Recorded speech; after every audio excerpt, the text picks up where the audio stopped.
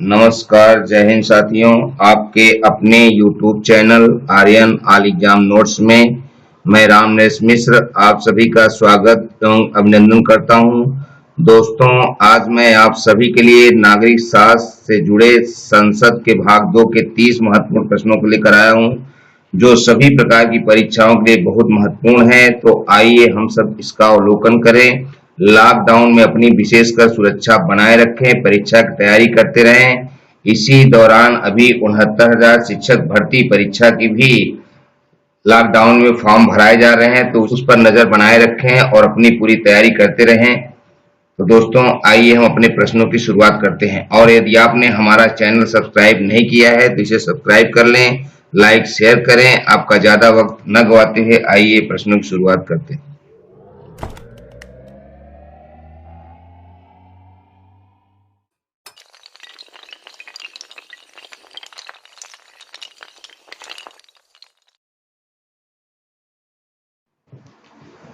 प्रश्नों की शुरुआत करने से पहले हम आपको बता दें कि अनुच्छेद 79 के अनुसार संसद राष्ट्रपति और दोनों सदनों से मिलकर बनती है, और अनुच्छेद 59(1) के अनुसार राष्ट्रपति संसद के किसी सदन का सदस्य नहीं होता।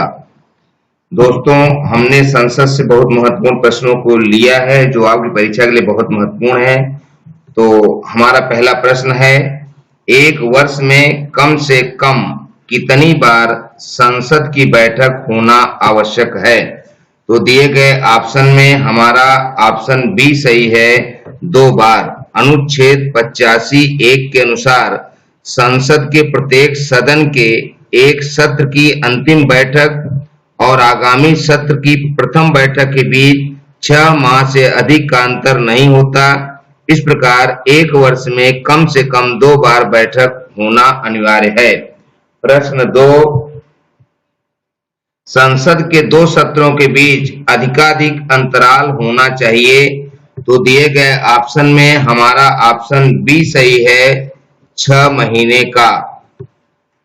संसद के 2 सत्रों के बीच अधिकतम 6 महीने का अंतराल होना चाहिए। प्रश्न 3, भारतीय संसद बनती है। तो यहाँ दिए गए ऑप्शनों में हमारा ऑप्शन डी सही है, लोकसभा, राज्यसभा और राष्ट्रपति से।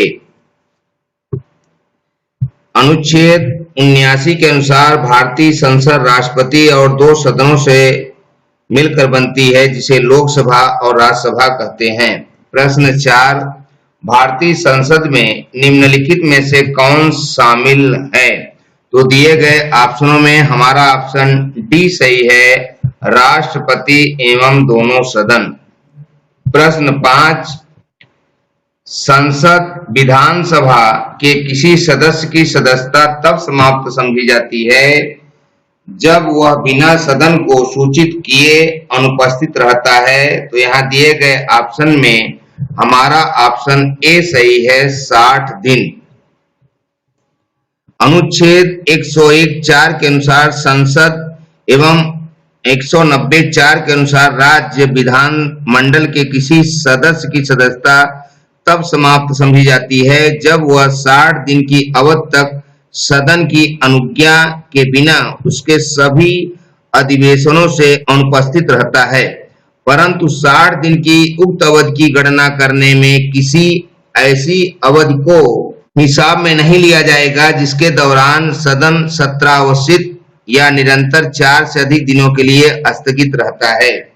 प्रश्न 6, सर्वप्रथम एक सांसद विधायक को इस आधार पर सदस्यता से अयोग्य घोषित किया गया कि वह सदन की अनुमति के बिना उसकी 60 लगातार बैठकों में अनुपस्थित रहा।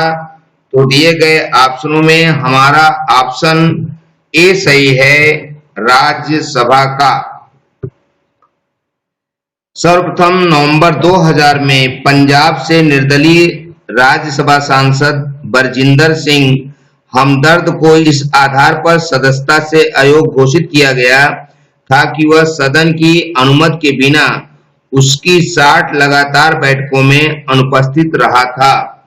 प्रश्न 7, निम्नलिखित में से कौन सा एक प्राविधान भारतीय संविधान के अंतर्गत संसद के सदस्यों के विशेषाधिकारों तथा उन्मुक्तियों को निर्धारित करता है? तो दिए गए ऑप्शन में हमारा ऑप्शन बी सही है, अनुच्छेद 105। भारतीय संविधान का अनुच्छेद 105 संसद के सदनों की तथा उनके सदस्यों की शक्तियों, विशेषाधिकार तथा उन्मुक्तियों को निर्धारित करता है।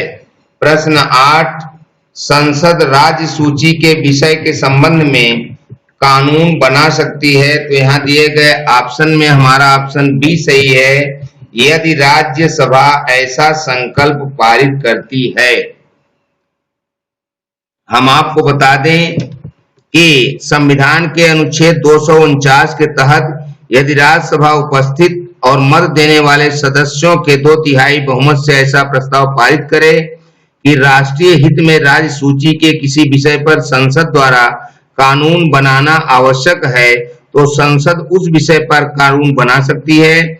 इसके अतिरिक्त अनुच्छेद 250 के तहत राष्ट्रीय आपात की स्थिति में, अनुच्छेद 252 के तहत 2 या अधिक राज्यों के अनुरोध पर उन राज्यों के लिए तथा अनुच्छेद 253 के तहत अंतर्राष्ट्रीय समझौतों के अनुपालन के क्रम में संसद द्वारा राज्य सूची के विषयों पर कानून बनाया जा सकता है। प्रश्न 9, अंतर्राष्ट्रीय संधियों को भारत के किसी भाग अथवा संपूर्ण भारत में लागू करने के लिए संसद कोई भी कानून बना सकती है? तो यहाँ दिए गए ऑप्शनों में हमारा ऑप्शन डी सही है, बिना किसी राज्य की सहमति से। अनुच्छेद 253 के अनुसार पूर्वगामी उपबंधों में किसी बात के होते हुए भी संसद को किसी अन्य देश या देशों के साथ की गई संधि, करार या अभिसमय अथवा किसी अंतर्राष्ट्रीय सम्मेलन, संगम या अन्य निकाय में किए गए किसी विनिश्चय के कार्यान्वयन के लिए भारत के संपूर्ण राज्य क्षेत्र या उसके किसी भाग के लिए कोई विधि बनाने की शक्ति प्राप्त है। प्रश्न 10, भारतीय संविधान का कौन सा अनुच्छेद संसद को अंतर्राष्ट्रीय समझौतों को लागू करने के लिए विधि निर्माण करने की शक्ति प्रदान करता है? तो यहाँ दिया गया ऑप्शन हमारा डी सही है, अनुच्छेद 253। प्रश्न 11, भारतीय संसद किस रीति से प्रशासन पर नियंत्रण करती है? तो यहाँ दिया गया ऑप्शन हमारा ए सही है, संसदीय समितियों के माध्यम से। भारतीय संसद संसदीय समितियों के माध्यम से प्रशासन पर नियंत्रण करती है। उदाहरणार्थ लोक वित्त पर नियंत्रण वह 3 समितियों के माध्यम से करती है, लोक लेखा समिति, प्राक्कलन समिति एवं लोक उपक्रमों पर समिति। ध्यातव्य हो कि भारतीय संविधान में संसदीय समितियों के बारे में विशेष रूप से कोई उपबंध नहीं किया गया है। प्रश्न 12, अध्यक्ष सदन के किसी भी सदस्य को बोलने से रोक सकता है और अन्य किसी सदन को बोलने दे सकता है, यह घटना कहलाती है? तो यहाँ दिया गया ऑप्शन हमारा डी सही है, बैठ जाना यानी यील्डिंग द फ्लोर। दोस्तों, मर्यादा, विनम्र एवं स्वीकार्य व्यवहार बनाए रखना, पक्ष त्याग, सदन के किसी सदस्य द्वारा वह जिस दल से चुनकर आया है उसका त्याग कर दूसरे दल में शामिल होना पक्ष त्याग कहलाता है। अंतर प्रदन, किसी सरकारी अधिकारी से किसी नीति या कार्य के विवरण की मांग हेतु संसदीय प्रक्रिया अंतर प्रदन कहलाती है। बैठ जाना, अध्यक्ष किसी भी सदस्य को बोलने से रोककर अन्य को बोलने के लिए कह सकता है। प्रश्न 13, शून्यकाल संसदीय व्यवस्था को किस देश की देन है?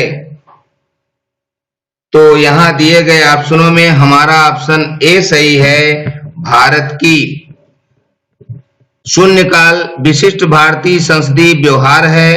प्रश्नकाल और सभा पटल पर पत्र रखे जाने के तत्काल पश्चात तथा किसी सूचीबद्ध कार्य को सभा द्वारा शुरू करने के पहले का लोकप्रिय नाम शून्यकाल है। चूंकि यह मध्याह्न 12 बजे शुरू होता है इसलिए इसे शून्यकाल कहते हैं।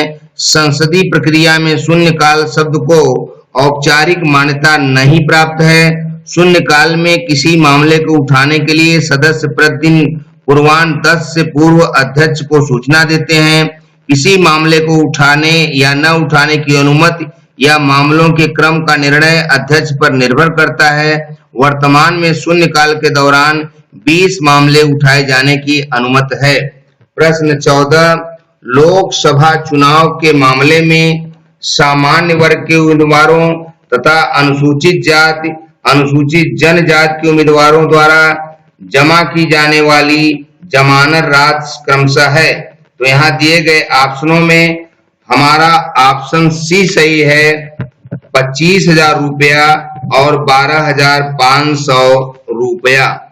हम आपको बता दें कि प्रश्नकाल के दौरान यह राशि सामान्य वर्ग एवं अनुसूचित जाति, अनुसूचित जनजाति वर्ग के उम्मीदवारों के लिए क्रमशः 10,000 रुपये और 5,000 रुपये थी। वर्ष 2011 में निर्वाचन आयोग द्वारा अगंभीर प्रत्याशियों की संख्या कम करने हेतु जमानत राशि बढ़ाई गई है, जो हम कह सकते हैं कि लोकसभा चुनाव में सामान्य वर्ग के लिए 25,000 रुपया, अनुसूचित जाति, अनुसूचित जनजाति के लिए 12,500 रुपया है तथा राज्य विधानसभा में सामान्य वर्ग के लिए यह 10,000 रुपया और अनुसूचित जाति, अनुसूचित जनजाति के लिए 5,000 रुपया है।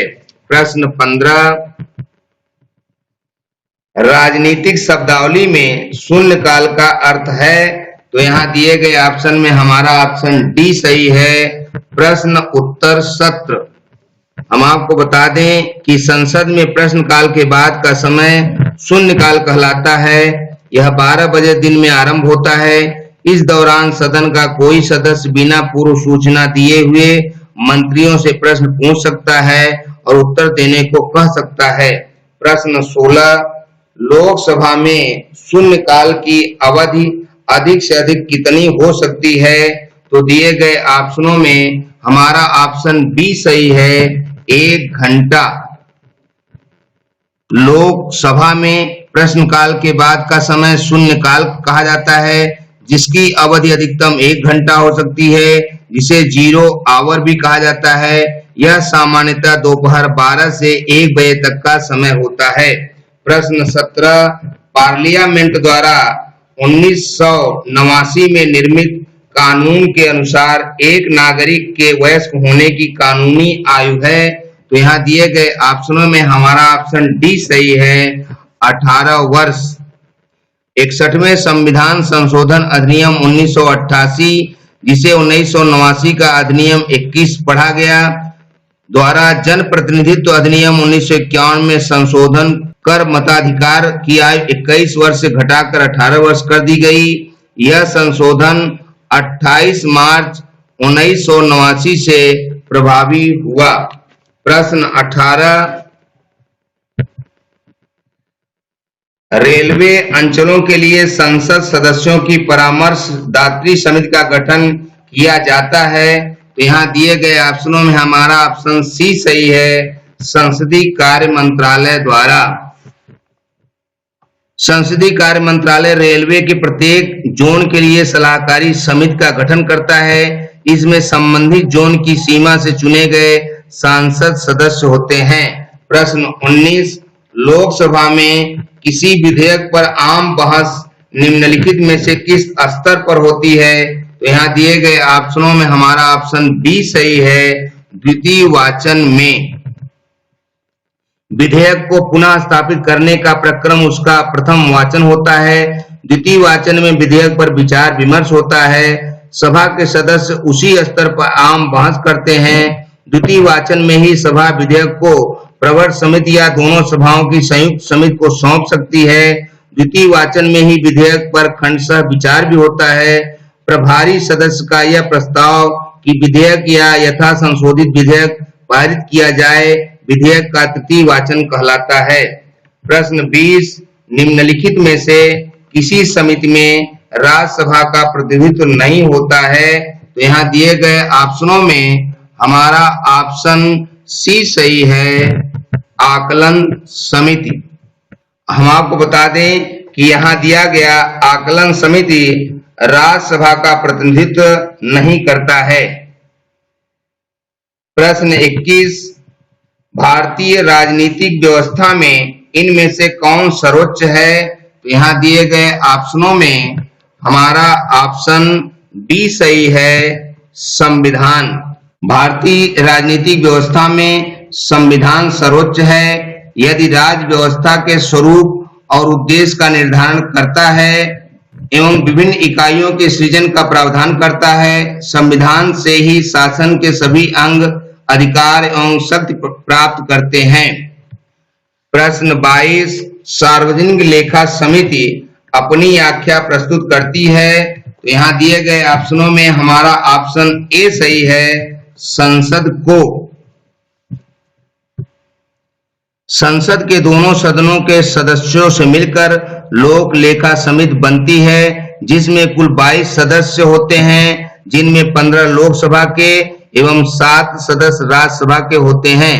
लोक व्ययों पर संसदीय नियंत्रण का यह एक प्रभावी माध्यम है। यह समिति नियंत्रक एवं महालेखा परीक्षक की रिपोर्ट के आधार को मानकर बनाई जाती है और उसकी छानबीन करती है और अपनी रिपोर्ट संसद को प्रस्तुत करती है। प्रश्न 23, लोक लेखा समिति अपनी रिपोर्ट प्रस्तुत करती है। तो यहाँ दिया गया ऑप्शन हमारा ए सही है, लोकसभा के स्पीकर को। प्रश्न 24, निम्न में से कौन सा सार्वजनिक व्यय पर संसदीय नियंत्रण का अंग नहीं है? तो यहाँ दिया गया ऑप्शन बी सही है, भारत का नियंत्रक व महालेखा परीक्षक। लोक लेखा समिति, इस समिति का कार्य सरकार के वार्षिक लेखाओं की और लोकसभा द्वारा अनुदान विभिन्न राशियों का विनियोग दिखाने वाले लेखाओं की जांच करना है। इसमें 22 से अधिक सदस्य नहीं होते, जिनमें से 15 लोकसभा से तथा 7 राज्यसभा से होते हैं। प्राक्कलन समिति, सरकार द्वारा प्रस्तावित व्यय की समीक्षा करने के लिए यह समिति गठित की जाती है। इसका गठन लोकसभा में बजट प्रस्तुत किए जाने के पश्चात होता है। इसे अस्थायी मितव्ययता समिति भी कहा जाता है। समिति में लोकसभा के 30 से अधिक सदस्य होते हैं। लोक उपक्रम समिति, लोकसभा के नियमों में विनिर्दिष्ट सरकारी उपक्रमों के प्रतिवेदन और लेखाओं की जांच करने के लिए इस समिति का गठन होता है। इसमें 22 सदस्य, जिनमें से 15 लोकसभा से तथा 7 राज्यसभा से होते हैं। नियंत्रक एवं महालेखा परीक्षक यह संघ तथा राज्य दोनों के लेखाओं के परीक्षण का कार्य करता है।